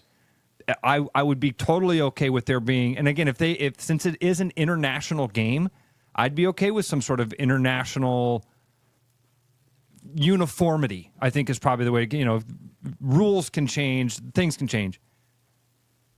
It is absolutely the game that is the problem. I'm guessing, Travis, same thing with baseball. What it really is, if you could boil it down, it's analytics. The analytics is what has ruined is such a strong word. The analytics is what's affected the enjoyment of watching these games. Happened in baseball, is happening now in basketball as well. 515-517-2303. I asked for validation. I get it. Jack and Ankeny, welcome to The Rush. What's up, fellas? It is absolutely awesome to be able to call you guys. I was going to call you in a couple Fridays for, let's see if Travis remembers, a special date that had to do with a prior employee about 14. He's heard his voice. You know who this is. If I said you had a beer with this guy at a high school sporting event. Why am I drawing a blank? Maybe it's because I'm old. Had a couple shots at Principal Park parking lot. How many years? 14 years ago? It will be 14 this, 2 weeks? Okay. 2 weeks and a day? 15 days? So, Jack, you got married at Principal Park, right? Yes, sir. Wow. I did. And I was going to wait till the 14th, but you guys needed a little bit of validation, so I wanted to call. And like I said on the little call prompter, what's up? All right, hey, listen. So, for real, college, I got one thing to say about college basketball. They're halves, correct? The AAU circuit is also halves. Now, women's college basketball is something to do with that? Women's college basketball is quarters. And so... Yep, but men's is halves. You said AAU, they play halves? I did not know that. Yes. Usually it's like a 16, 18-minute running clock until the last 2 minutes unless it's a close game. That's called... Okay, hold on, Jack. Hold on. I'm gonna pick on all youth sports for a moment. Dude, you want to see a money grab? That's it right there. You go to a basketball gym on a Saturday and Sunday. They have courts packed on top of each other. It's constant whistles and ball bounces and sneaker screeches. They can't call a foul because you can't stop the game to put a kid at the free throw line. So it is like it's chaos. It's chaos, dude. Looks nothing like basketball. CIML basketball is not much better. You're right. I mean, the refs are not great. But Ross, you are right. The analytics. Why has it changed baseball and basketball and not football? Is it because of the physicality of football? Is it because you can't? I don't know. That's a great question. I would say the analytics in football that we're starting to see now is a lot more going for it on fourth down because the analytics tell you to go for it on fourth down. When I think of analytics in football, you're seeing the fourth down going, okay, analytics says go here, we're going to go. Yep, and I agree. I'm a Lions fan. I love it. But, 2 years ago when we played out in San Francisco, there were 2 fourth downs that we went for. If we kick it and get those 3 points, it changes the impact of the game, does it not? Yeah. I don't know. I'm kind of up in the air about this. Listen, guys, I'm going to let you go. You don't need to sit here and talk to me. I'll call you in a couple weeks. Glad to see you. Hey, got you on the TV. Travis, you look pretty good. Thanks, man. Yeah, really? I look like a homeless guy, apparently, to everybody, because my thing's too big. You look like Senator Fetterman. Yeah, I am Fetterman. Thanks, Jack. Boys, have a good rest of the week. Man, good to hear from Jack. That was the promotion that was this close to being perfect. The only thing that wasn't perfect, they didn't get to take the hot air balloon up, right? Because it was too. Yeah, the weather didn't cooperate. That was our friend Jenna. That was she. I think that was almost all her idea too, wasn't it? I think so. Yeah, because Jenna Blazer. She was one that sold the show, and we only had one other person that sold the show. That was it. Many that believed in us. Yeah. So we got zero promotion and zero sales help. To fill in everybody, because we kind of rushed through some of that there. 14 years ago, one of our sales ladies, who now has her own marketing company, started a promotion to marry a couple on Valentine's Day in a hot air balloon as it flew over Des Moines. Okay? We'd had an exceptionally warm winter. It was a wonderful promotion. She teamed up with a whole bunch of people. Noel Fiscus donated the ring. Yeah. It was a badass deal. And then the week before Thanksgiving, or before Valentine's Day, the forecast changed. All of a sudden, it was high winds. It was like 25 degrees. So we basically the dude showed up with the hot air balloon, got the gondola out in case the wind died down, and they were ready to do it. And we weren't ever able to launch the balloon. And that's the first day I met the Reverend Ray. And he showed up, stoned. And Ray? Yeah, believe it or not. Stoner Ray. Stoner Ray. You must be confused, Travis. This was a weekday. He wouldn't have been stoned on a weekday. No, he was stoned on a weekday. No, dude, because this was like morning time. This was like midday morning time. He wouldn't have been stoned weekday, midday morning. He's stoned 24/7, Ross. Huh? Yeah. Stoner Ray? Yeah. Matt says this about the NBA. Bad product. Too much selfish play and relaxed rules. NFL rules were tightened, and those are higher levels, like 2 feet in bounds. Matt, that's a good one. That's the rules. That's a good point. Like this 3-step. Oh no, it's not travel. It's a Euro step. It's not a travel. It's a jump stop. It's not a travel. It's a carry through. I mean, when was the last time you saw a point guard actually dribble the ball like this? Never. Never. And the reason I brought the NBA up today, it was part of what Adam Silver said, but they want viewers. And one of the most embarrassing things the NBA has had over the last several years is the All-Star Game weekend. All-Star Game weekend has lost. Once they become these high-scoring, nobody plays defense, I think we just get rid of all-star games in like all sports. Now, I think, Travis, man, and I wish that the popularity of it had taken off the way I was hoping it would, or they had hoped it would. The NHL skills competition, that's what the All-Star Weekend should be. Even the NFL with its skills competition. Yeah. Because we've talked about this before, Travis. Those things that used to be when we were kids, the quarterback competitions.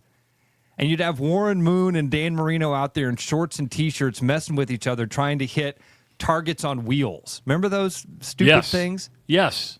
I feel like baseball could do the same thing. I've said this for years, that the baseball all-star game is coming way short of what it could be to show off how unbelievably talented these dudes are.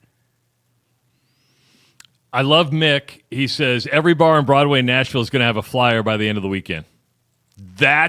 You're a general, Mick. You have just been promoted to general. General. Okay? But the reason again, going back to the NBA, Caitlin Clark did one of the best flexes ever yesterday, Ross. Best flex ever. By turning down her invitation to the three-point competition? Yes, 100%. The NBA knows that people aren't watching the All-Star Weekend anymore. The dunk contest, does that even exist anymore? I mean, Michael Jordan brought so much excitement to that. Yep.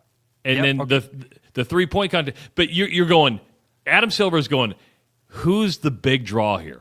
Caitlin Clark would bring in viewers if she's competing with Steph Curry and everything like that. But totally. She said, and I like her. Hold on real quick. Right. I like what she says here. And that is, she doesn't want to do that until she competes in the three-point contest at the WNBA All-Star Game, which is going to be held in Indianapolis, her home court, this summer. It's very smart. Because, look, you nailed it, dude, with the Jordan comparison to the slam dunk contest. I'm not saying that the slam dunk contest wouldn't have ever been the cultural phenomena that it became, but it became the cultural phenomena it did because of Michael Jordan.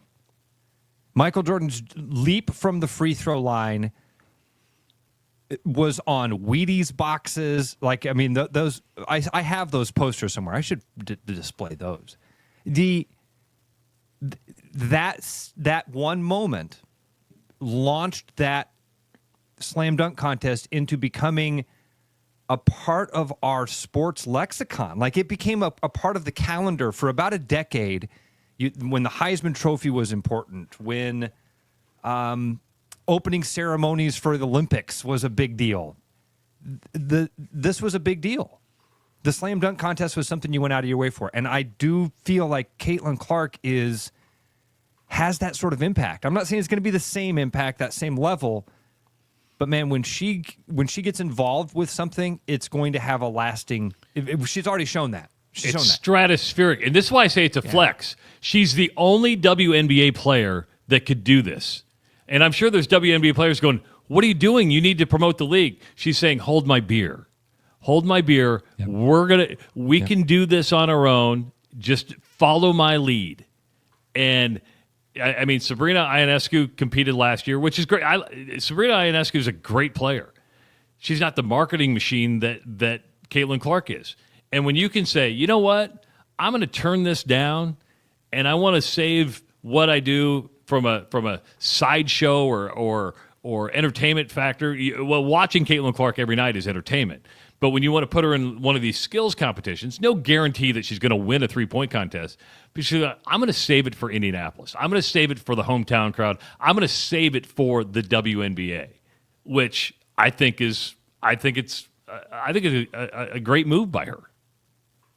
Dude, you've nailed it. It's a power play. I think she's looking at the long game. She's playing it slow. Yeah, telling everybody, I got this. Relax. Eventually, we'll do that too. But if we can put this brick in the wall first, this one goes on top of it, and we continue to build. I think you're right. It is a power play. What was the deal with the? She doesn't want to pull the ball off the rack. Oh, I never heard that. Yeah, she's a rhythm shooter, though, right? She doesn't want this. I think the story I heard, Trav, was that she's a catch and shooter. Yeah, you're getting in a rhythm. Yeah, then pull from the rack. And so my thought was, okay, then allow her to do that. Yeah, if Caitlin Clark wants to do it, you let her do whatever she wants to do. And if other players want to do it, let them do it too. Yeah, yeah. Like the home run derby, you get to pick your passer. You want to bring Kate Martin in to throw you passes? In fact, we'll pay extra for that. I just can't imagine being 23 years old and the mega superstar that she is and has changed not just the WNBA. Again, there have been 3 athletes in my lifetime that I've seen this with. 3 athletes, that's it. In my lifetime. Jordan, Tiger Woods, Wayne Gretzky? Caitlin Clark. Oh, Wayne. Okay, yeah. I thought you meant 3 before her. Because, I mean, Gretzky probably could fit into that too, Travis, because hockey was not the... He helped usher hockey into a different level of relevance. Yeah. But I don't know. I mean, that's the... You're struggling to find a third name. Of that magnitude. Every yard for ISU says, can Sydney Sweeney throw a football? Asking for a friend. That maybe we can get Sydney Sweeney to throw a football at the NFL skills competition.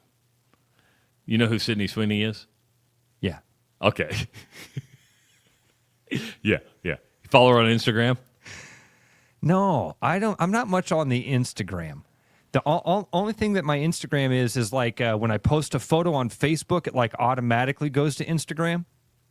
And then when I open Instagram, I have like 75 messages. So 515-517-2303. Let's go to Justin. Justin, welcome to the Rush Radio Show. Hey, what's up? First off, nobody ever has to follow Sydney Sweeney on anything. Social media makes sure they give you your daily dose whether you want it or not. I think, Justin, that's a good point. I'm well aware of who she is, and I can't tell you who she is. All right. Okay, so real quick, I was calling in about the Jordan thing and the dunk contest, but I was going to say real quick, the taking the ball off the rack, that was actually, I think it was a Des Moines reporter or an Iowa reporter that said, no, that's not why she was doing it. She wanted to wait till it was in Indiana next year for her debut. That was the initial reporting, though, is that she's practicing off of like a jugs machine for basketball and not pulling the ball off the rack. She's at that level where they should call her and say, tell us what rules you want to have in place. Yeah, exactly. So I wanted to go back to the dunk contest and how it kind of really became solidified as a major event because of Jordan.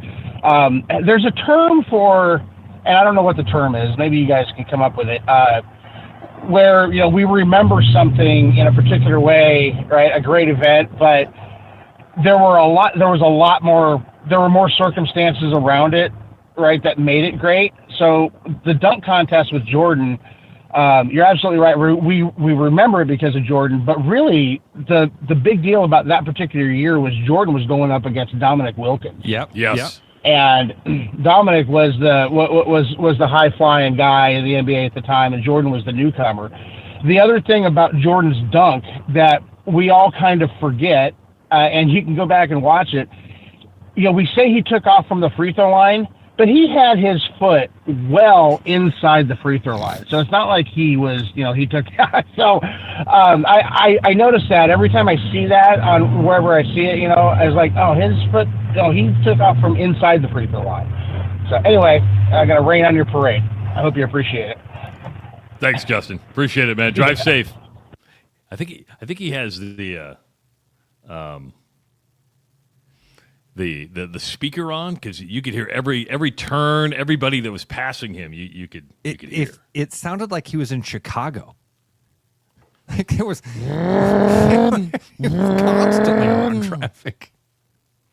Could use that for we can capture that sound and use it, put it in like a sound library to get everybody to, if you want to use sound effects. Oh, I've got all the sound effects. You want applause? I got applause for you. If you're happy about stuff, I can even do this one.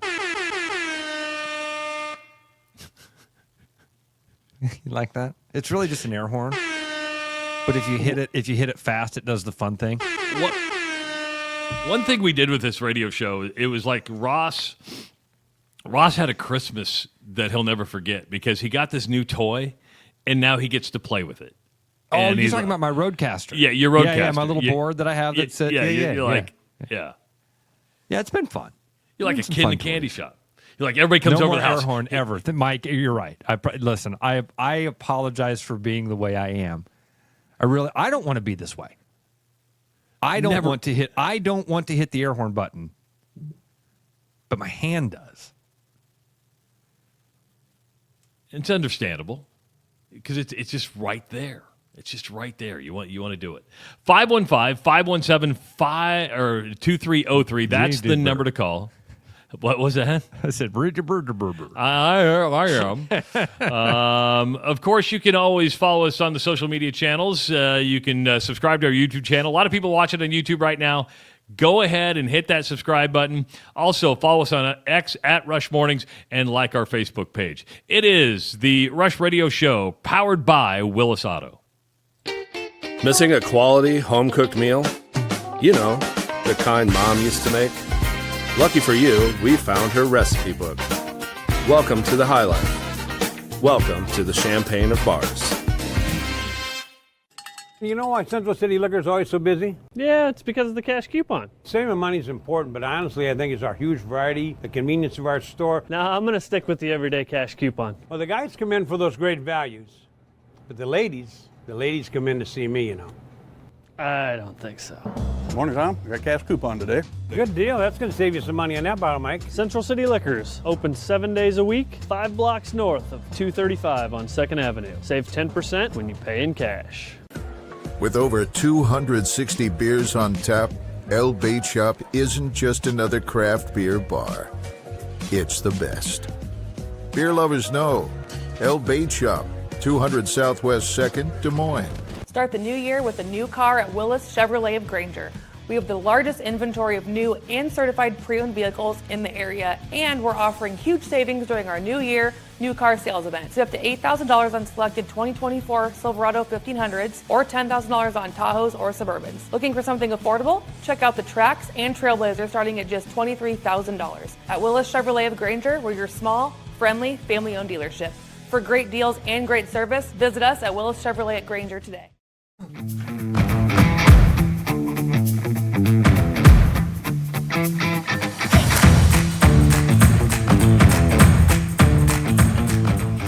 Don't forget, you can listen to the Rush Radio Show all day long. Just go to therushradio.com to listen. There is a listen live link. And yes, it won't be live. It'll be a replay of the show. And even right underneath that is a place where you can listen to the replay on your favorite podcast channel. So if you are a person who likes to listen to things later on, you can find us on the iHeart Radio app. You can find us on Spotify. You can find us on Apple Music. And I believe Amazon Music as well. So listen all day long if you missed any part of the show at therushradio.com. Good to have you along on a Thursday. Now, when we were doing the show the old way, Ross, our Thursdays were filled with greatness because you know we had Bruno to come on with us, right? And I think we keep things the same. And he's blurry, he's fuzzy. It's all right. He's wearing a thong shirt. Bruno! Hey, what's up, buddy? Hey, what's up? I don't have the technology. That's all right. We will get you there. I promise you that. Actually, I don't like the way my eyes look either, but that doesn't look good. This whole radio I had a face for radio. It's a problem. We were excited because we were saying, Travis said, a lot of people might not know what Bruno looks like. I said, you know Bruno. Yeah, like I described, I'm a 5'5" redhead, about 300 pounds. Your wife's laughing in the background. It was like one of those three things are actually correct.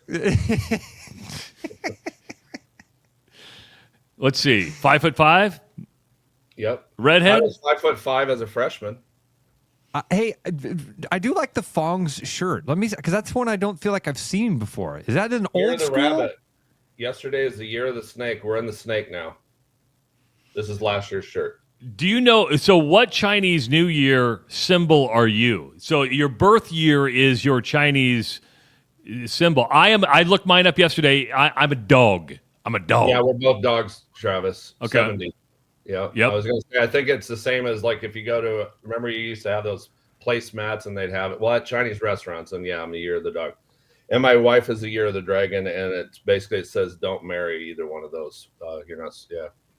So we're doomed. But it's worked out. You're doing okay. Yeah. How you been, man? How you been? Yeah. Good to see things never change. Yeah. Same old goofball. I wanted to say, just for everyone, when you're talking about the dunk contest and Jordan jumping from the line, like Dr. J did that better than him before, right? Yeah. But I think that speaking of technology, my camera here is not anywhere close to the the $100,000 cameras you guys have on yours systems, but the technology is better for Jordan. The whole dunk contest and dunks, they didn't have it when Dr. J, right?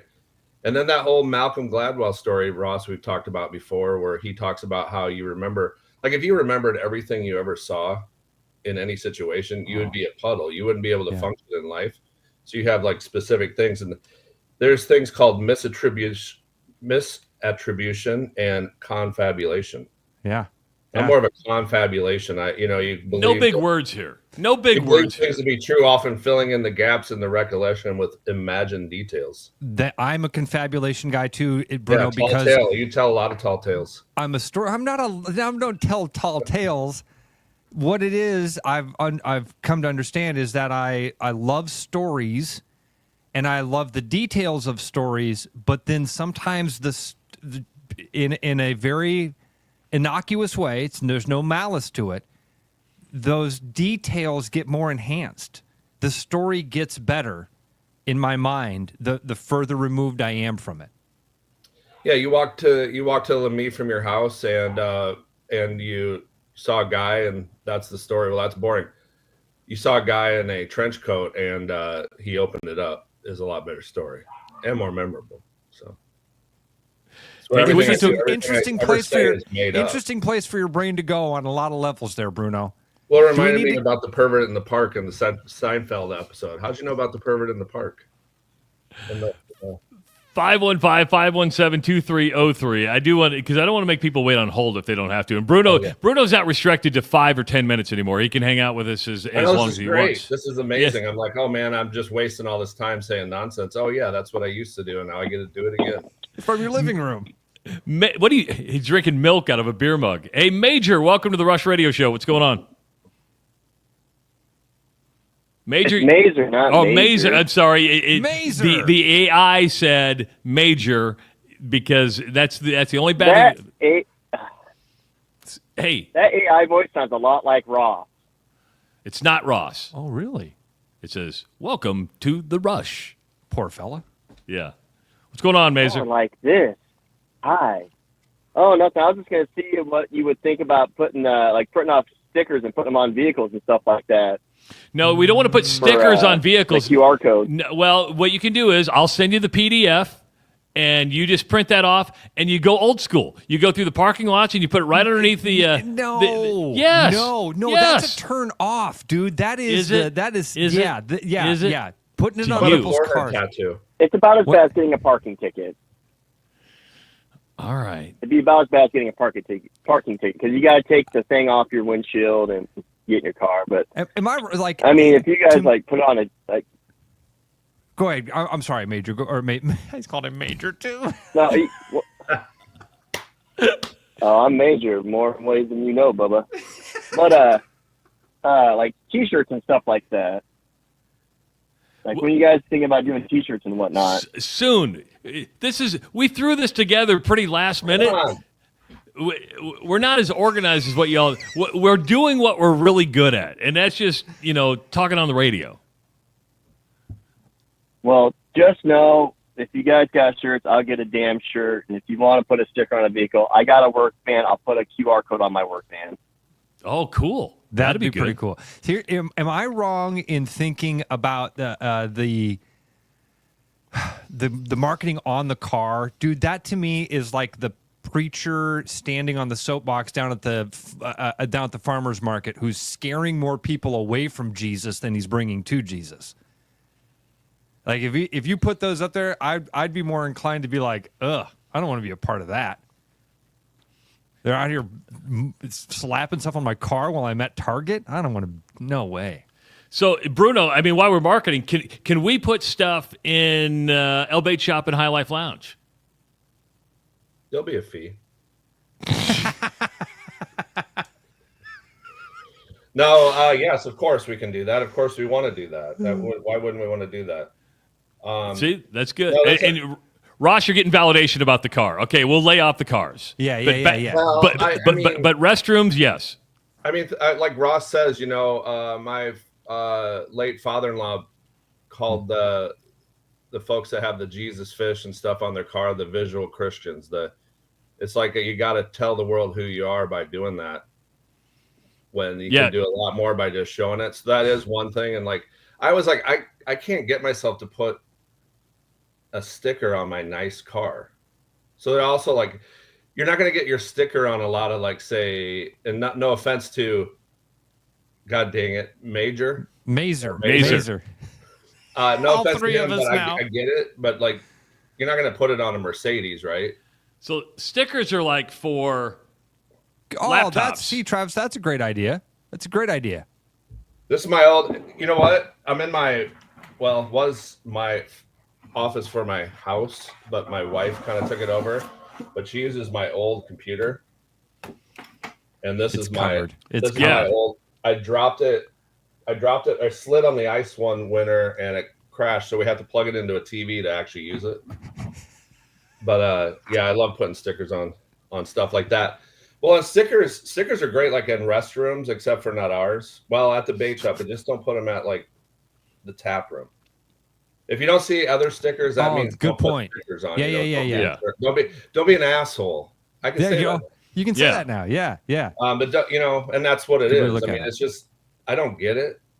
I don't get that kind of stuff. But if it's put where it's meant to, like bait shop, obviously put a sticker. Now the problem at the bait shop is you put your sticker in and it disappears and Blends in. millions of things on the wall. Same thing with like the library bathroom or something. Yeah. But you put it on the back of your phone, or you put it on, the things that you'd like to put on and show off, or your coffee cup. Here's my water bottle. By the way, I just got a text. Rush laptop stickers can be done by the end of the day. Ross. Borderland Cannabis. Never heard of it. There you go. Yeah. So just for everybody who's wondering, our first piece of merch will be a laptop sticker, and they're going to be done by the end of the day. Now I can't email those to you because I can't. It's a physical product. I will be emailing you the PDF that you can display or put wherever you want. Cool. And if you want to know what I'm talking about, go back to the 6:30 portion of the show to understand exactly what that PDF will be. So, hey, we were just talking about the Barrel Age Brunch, Bruno, and I know that's coming up. How are ticket sales going for it, and where can people? Because this is Ross's Ross's biggest day of the year. He looks forward to this more than anything. It's one of my favorites. I'll tell you that. Hey, I wanted to mention this, Ross. You said Christian was going to there he is. Christian. Yeah, he's on there. 4. Yep. I got a list. I would tell you the list I have, and we're only 2 weeks away, is half full. Oh, Teresa really? sent me a list with everyone's name. We got session 1 and session 2. Session 1 is from 9 to 12. Ross, that's the table we're on with Christian. Yep. So session 2 is 1 to 4, and that's just about as full as the other one. So why do you think it's down this year? Because I would say it's down. Usually these are sold out fairly quickly. Why do you think they're down? I don't know. Maybe we're doing a bad job of getting the word out. I've got a lot of irons in the fire, so I haven't been pushing it as much as I have in the past. But quite honestly, I mean, Ross, you've been there a lot of years. I don't know if it's as fun when it's like so overrun that you can't take it. It's nice that we put it in 2, and it's less of a like hectic, and you can get the beer in when you ask for it, and it doesn't take like a couple extra minutes. It's not like it takes a lot longer when it's super packed, and I hope it will be. but it's already the amount we have right now. I think it's 160 people. Already good. Bruno, the thing that I was saying earlier is, and maybe you can help me put my finger on this. It feels so different that day. Like the barrel aged brunch El Bait Shop has. Maybe it's because of. I mean, there's always sit down service. There's always waiters and waitresses bringing. You can always order food. What am I experiencing there? Why does the barrel aged brunch have a different feel? Is it just because it's morning? Why and is I'm there? Watching the Cyclone football game from your couch feel different than going to Tip Top for chili and beer at 6 a.m.? It's a day drinking. Yeah. At your knowing that you're going to be hungover by 5 p.m. Knowing. But the flavor we do is recalibrate it, and it's only the thing is everyone's there, Ross, for the same thing. They're not like there's not a family with a couple kids over there, and there's not a bunch of folks that are drinking Busch Light. It's all people that are really interested in what you're doing too, and it's really neat. Got breaking news here, by the way, going back to the laptop stickers. Laptop stickers can be picked up at the end of the day at El Bait Shop and High Life Lounge. Lightning speed, folks. So if you want, Bruno doesn't even know this. He's like, huh? So the laptop stickers are going to get printed today, and for all of you that are listening, we're going to deliver a bunch of them to the High Life Lounge and El Bait Shop. Come in, grab a beer, grab something to eat. Purchase not required, but we'd like you to buy a beer or buy something to eat, and you're going to get a laptop sticker. And then start posting them on X because we want to see your laptop stickers on your. Are you okay with that, Bruno? I'm just asking I'm for forgiveness. I'm going to tell you a little Ask- side thing on that. You can probably get a few at Fong's. I'm going to grab some extras. Take them to Fong's today because we're celebrating our Chinese New Year. Second day. Yesterday was the day. But Chris Meharry is going to be down from 5:30 to 6:30 to take pictures of Fong's and folks that are going to the Shucked musical downtown at the Civic Center, and then also brought to you by Willis. Brought to you by Willis Automotive, by the way. Brought to you by Willis Automotive, and then across the street, yours truly, along with my friend Ryan Ellsworth, are going to be talking about in conjunction with and promoted by the State Historical Society. We're going to give the history of the Royal Mile, and that's going to start at 6, and it's really super interesting. We're also receiving it tonight. 5 o'clock to 7. 6 o'clock is the when we give the presentation. I think we're receiving a Centennial Award. That building's been there for over a century, and we're excited to. The story is amazing. There's so many cool things. I'll give one little scoop. It used to be a tap room. It used to be a tap room for a brewery here in Des Moines. Wow. And stay tuned. There's more details to come. If you don't come up tonight, that's going to come back up on the show later. So, Bruno, can I ask who's actually doing this presentation at 6 o'clock? Are you the one that's kind of the historian on this, or no? Ryan Ellsworth is. Ryan's doing it. Okay, I'm a novice, but Ryan's an architect. He's also a regular, and he loves High Life. He has a regular seat at the table. I think. Gosh. This is really nice not to be rushed. On the rush, you're not rushed. But Ryan's been a great guy. He helps me. He pulls together these architectural walking tours that we do. Yeah. And he has been just so interested in what he does. It's always good to like what you do. He is so interested in the history and what happened there. And I'm telling you, that Royal Mile has been a bunch of things. I mean, 1880s, like if you look at Ross, you would know this. You look at how old is something. A lot of times 1880s is as far as it goes back on the Polk County Assessor, because they just kind of said, you know what, 1880, unless it specifically is a call out that it was,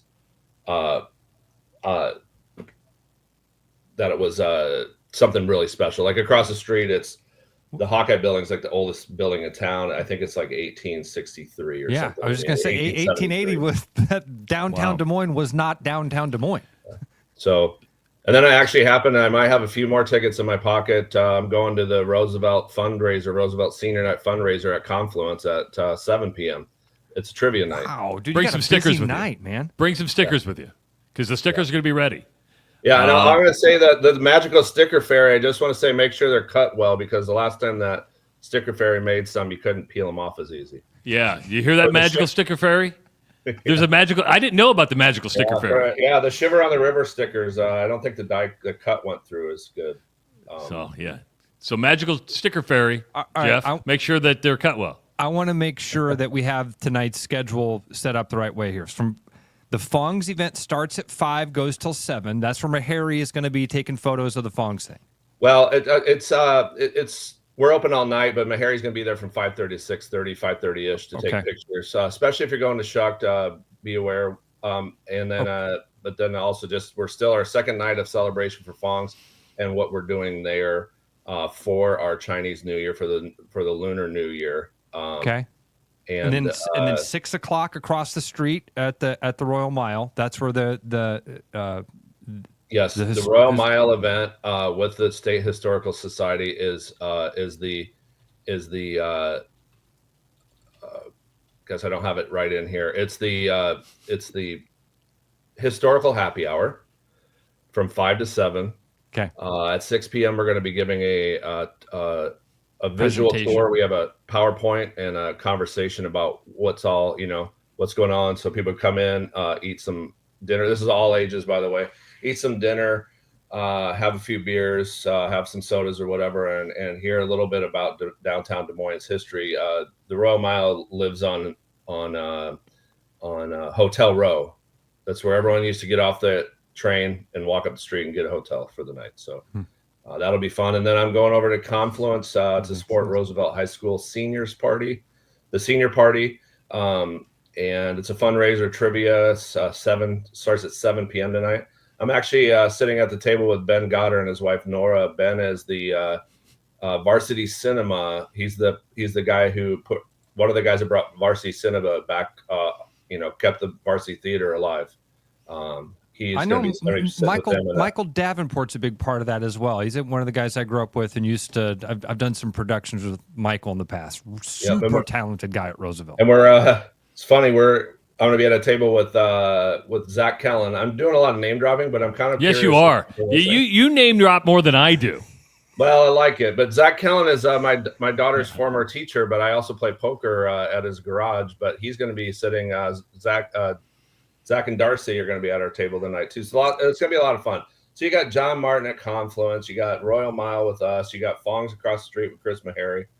I mean, you got El Bait Shop and High Life Lounge because they got free stickers of the Rush. I know, and I'm bearing the High Life Bait Shop. The thing about the High Life Bait Shop is we're going to have a stack of them, and then come to Groundhog's Day on Sunday. If you forgot your sticker, I'll have some in my pocket that day too. Hey, I got is there an RV show at the fairgrounds this weekend? You'd have to talk to Conley about that stuff. Listen, do not sticker the RVs at the fairgrounds. No. They just want us to hand them out. So I would come up. We could go to the fairgrounds, Ross, and hand out our own stickers. Ross is like, I've unleashed a monster here. It started with a PDF. Why didn't they just let us put the flyers? Yeah. If they just want to let us put the flyers in the toilets at Hilton Coliseum, we would not be to this point. Sorry, Bruno. Flyers for the Rush minivan or minibus. The Rush minibus. I like it. Yeah. Scott writes in and says, "Isn't today Meatloaf Day at El Bait Shop?" I think it's cute that he thinks you would know that. Me too.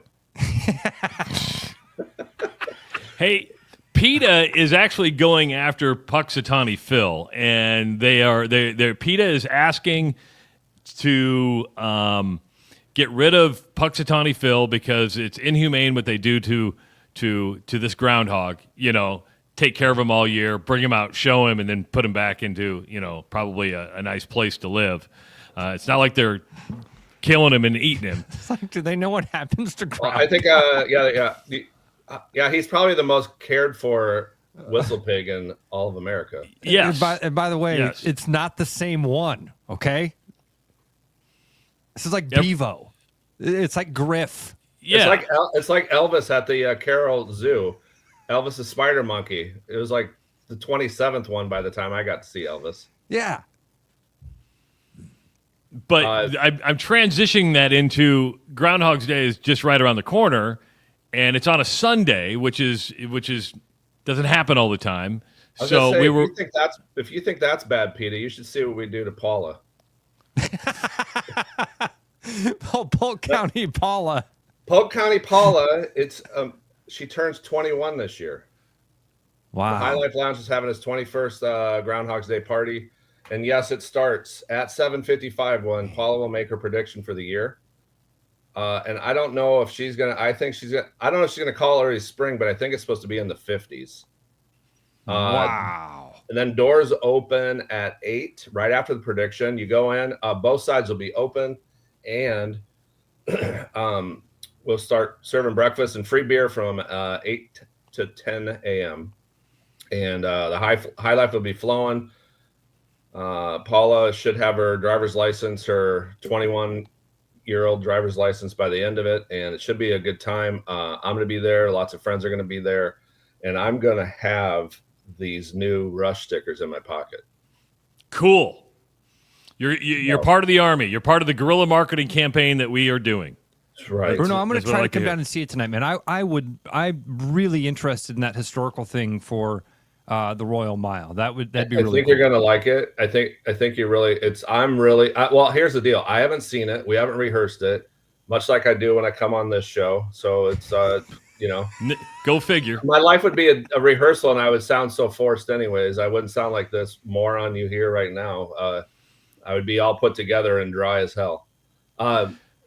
Just one quick note: the Chiefs and the Eagles playing the Super Bowl too this weekend. You might want to check them out. No, it's not this weekend. Or no, it's sorry, not this weekend. Next weekend, start preparing for it on the. It's the day after the day after the Barrel Age Brunch. Start preparing for it by getting your order together. I think Fong's is pulling it together. Truman's has several pizza deals and boneless wings. You can get them picked up, get them ordered and picked up. So put those on your list for your so you don't have to plan too hard for your Super Bowl party, especially if you went to the brunch the day before. You might want to take it easy on any kind of food prep. And all right, could I tell you one? I'm sorry. Sure. I got one fun story. It's a little sad. 2 men were found dead from exposure after looking for Sasquatch on Christmas Eve out in Washington State.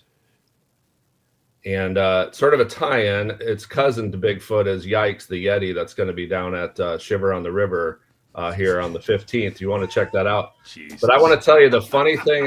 Here's the funny part about it. You're not supposed to hunt Sasquatch. It's punishable by $1,000 fine in this Skamania County. Because see, the folks, Chamber of now you Commerce, see what we listen to every Thursday. This is every Thursday. It's a law meant to protect the mysterious creature and to prevent hunters with large beards from accidentally getting shot. All right, Bruno, we'll talk to you next week. We'll get you some stickers, buddy. See ya. All right, take care. He never disappoints, Ross. He never, ever, ever disappoints. I hope he never changes. Oh, dude. Christian had the best line ever. He goes, this is so Bruno. Hey, come meet me. Where are you going to be? I don't know. I have no idea where I'm going to be. Well, what's going on where you're going to be? Something.